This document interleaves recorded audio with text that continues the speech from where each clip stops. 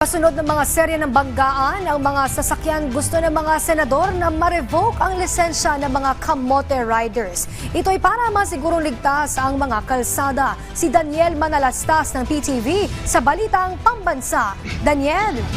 Princess, nais ni Senate President Chis Escudero na ma-revoke ang lisensya ng mga driver na kamote o pasaway na nasasangkot sa mga road rage. Para masigurong ligtas ang kalsada sa mga kamote driver, dapat anyang i-revoke ang lisensya at hindi lang pagsuspinde. Kailangan na anya ng kaayusan sa mga kalsada dahil ang kakulangan ng disiplina ng mga motorista ay nagiging seryosong issue na.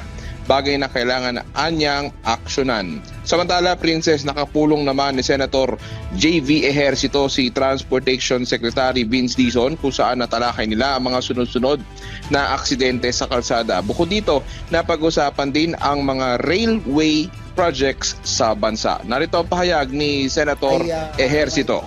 Tignan lang kung yung one of the very first laws that I passed, yung pong Speed Limiters Act in 2016, 2015, 2016, that yung mandatory installation of speed limiters sa mga buses. Alam ko, a lot of bus companies have already been implementing, pero dapat ma-follow up kung if it is being being followed and implemented by other companies.